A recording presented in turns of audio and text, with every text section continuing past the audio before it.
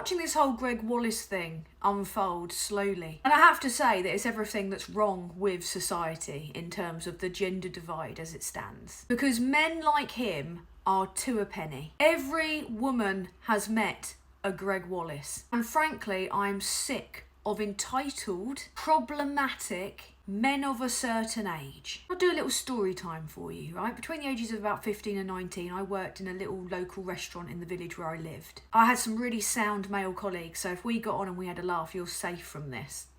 But you will know the men that I'm referring to. Being sexually harassed, degraded, groped, having inappropriate comments said was commonplace. Some of those men were married. They'd get off with my colleagues.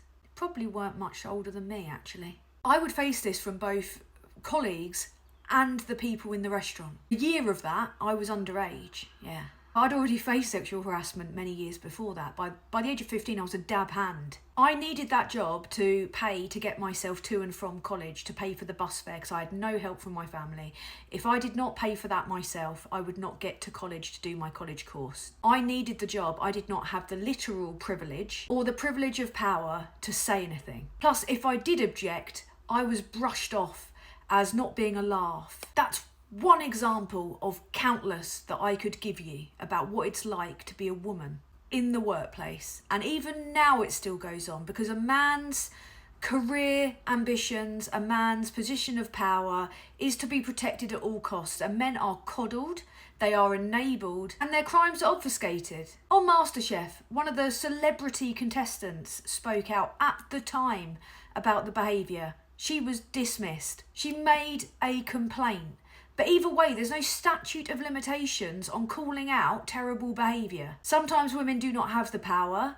They are not listened to, even if they do find the courage to speak up. But the problem that we're seeing mostly amongst other men, because most women get it and they know precisely what this is. Oh, it's just a bit of a laugh. Yes, it's not a laugh if you're scared of your safety. It's not a laugh if your humiliation is the butt of the joke non-consensually. It's not a laugh if that person is more powerful than you and can say whether or not you're employed. I'm so sick of men being coddled, of excuses being made for them, of other men making excuses for men, because as soon as a woman says something, the automatic go-to for them is to dismiss, belittle, undermine. And it's interesting to me that a lot of these men, like say in their 40s, tend to broadly go for 20-something-year-old women. Oh, I wonder why a misogynist would be interested in a 20-something-year-old woman.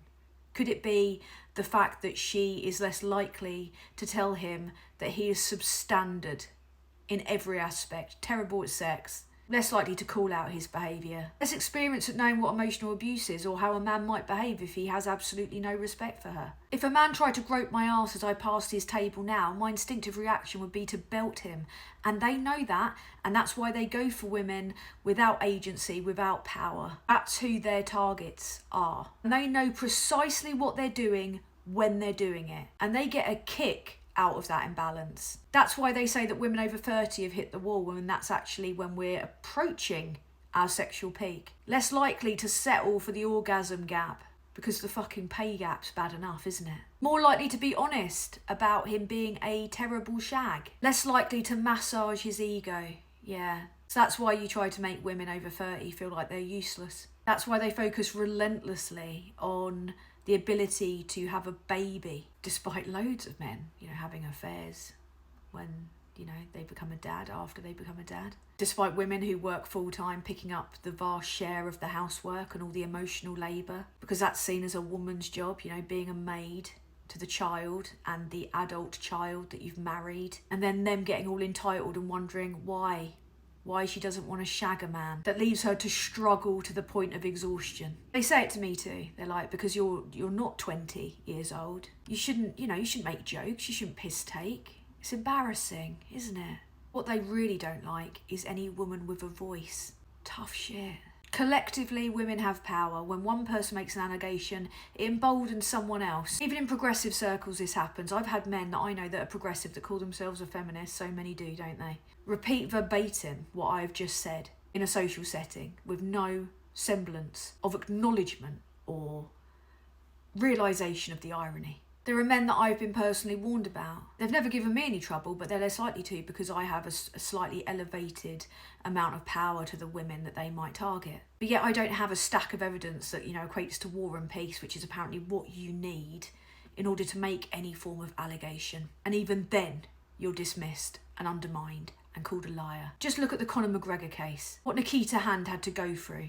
She had to have a tampon surgically removed. And there are men out there, like bots, going, oh, I don't really like Conor McGregor, but I don't quite think she's telling the truth. Tough shit, a court did. The man's a rapist, and still you defend him unquestioningly. Because this is how society operates. Oh, there's a male loneliness epidemic. No, there's not. There's a terrible male behaviour epidemic. The home is the least safe place for a woman. And when you leave it, you have to commit to a weighty checklist of things to do to keep yourself safe from rape or murder. 3 women per week killed by a man they thought they could love and trust. In the UK, 3 women per week. Rape convictions so low, it might as well be decriminalised because the woman is the one put on trial. If you don't fulfil a certain beauty standard, you're called a trans woman, despite being obviously cis, as if it's an insult. Every aspect of you attacked the moment that you put yourself on camera. Because a woman's worth isn't measured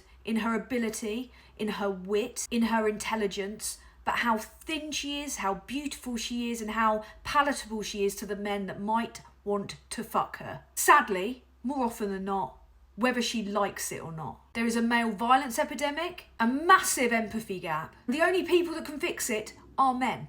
They expect the women to do that for them too, don't they? On every single post that I make about misogyny, I get men saying, what can I do to help? You know what you can do to help. Do you expect the woman to write you a fucking list for that too? Sorry, too busy getting harassed or threatened with murder or worrying about whether or not I should wear a scarf in case someone uses it to strangle me and pull me into a fucking alley when I go out to the shops after dark, which is like, 4 p.m. now? The extra price we have to pay just to try and get home safe in a taxi. Again, worrying in that taxi whether or not the man that's driving you is gonna kill you too. But yeah, Greg, it's just middle-aged women of a certain age. Only 13 of them. It's not about class. It's not about a bunch of middle-aged women who are middle class coming for the mockney.